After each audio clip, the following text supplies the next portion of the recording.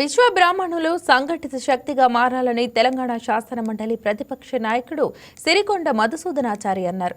తాడేపల్లిగూడెం వలసలమ్మ వారిని ఆయన దర్శించుకున్నారు. అనంతరం విశ్వ బ్రాహ్మణ సంఘ నాయకులు గురజాడ ఆనంద్ నివాసానికి ఆయన విచ్చేశారు. పాలక వర్గంలో నిర్లక్ష్యం, విశ్వ బ్రాహ్మణులలో చైతన్యం లేకపోవటమే రాజ్యాధికారం దక్కకపోవటానికి ప్రధాన కారణమని మధుసూదనాచారి అన్నారు.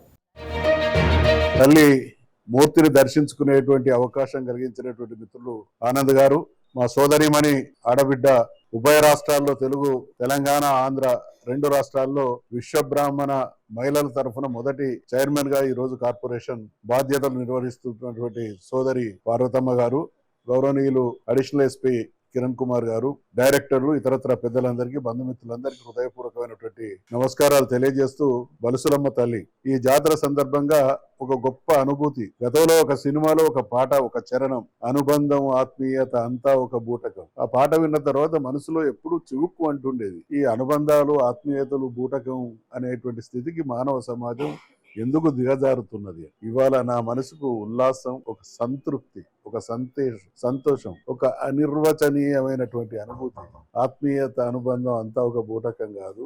ఆత్మీయత, అనుబంధం వెళ్లి విరిసినటువంటి అపురూపమైనటువంటి ఘట్టాల ఆవిష్కరణ తాడేపల్లి గూడెంలోని ప్రతి ఇంటి ముందట పందిరి రూపేణ ప్రత్యక్షమైంది. నిజంగా హృదయపూర్వకమైనటువంటి అభినందనలు, ధన్యవాదాలు. ఇటువంటి అపురూప ఘట్టాన్ని తెలంగాణలో మేము బొడ్రాయి పండుగ అని చేస్తాం. ఏ ఊర్లో బొడ్రాయి పండుగ జరిగినా ఊరు జనాభా 1000 ఉంటే 4-5 వేల మంది వస్తారు. వాళ్ళ రక్త సంబంధికులు, కుటుంబీకులు, బంధుమిత్రులు, శ్రేయోభిలాషులు అందరినీ, అంటే మన ఆచారం, మన సంస్కృతి, మన సాంప్రదాయాలు, మన దేవుళ్ళ అనుగ్రహం, బలుసులమ్మ తల్లి చల్లని దీవెన ఈ ప్రాంతం మీద ఉంది. కాబట్టి వాళ్ళ ఈ ప్రాంతం సుఖ సంతోషాలతోని, అష్ట ఐశ్వర్యాలతోని, సంపదతోని, సంతృప్తితోని జీవితం గడుపుతున్నారు.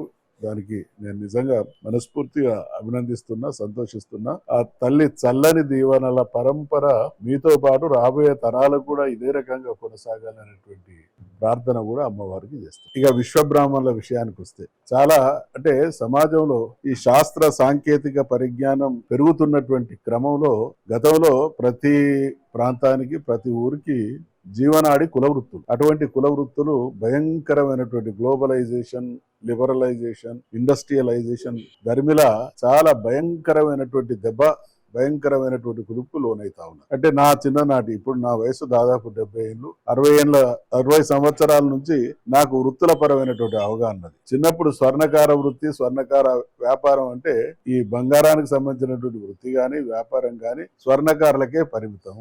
అటువంటిది ఇప్పుడు మీరు చూస్తున్నారు.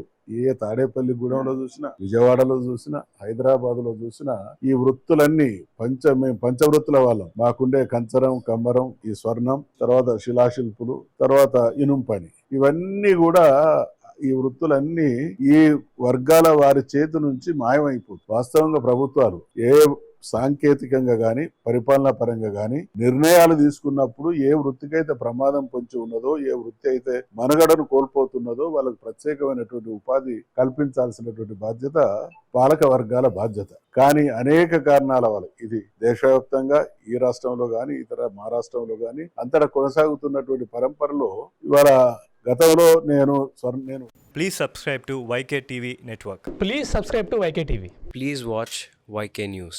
Subscribe to YK TV. Please subscribe to YK TV. Subscribe to YK TV. Please do subscribe to YK TV. And do subscribe to YK TV. Subscribe YK TV. YK TVని సబ్స్క్రైబ్ చేసుకోండి. Please do subscribe YK channel.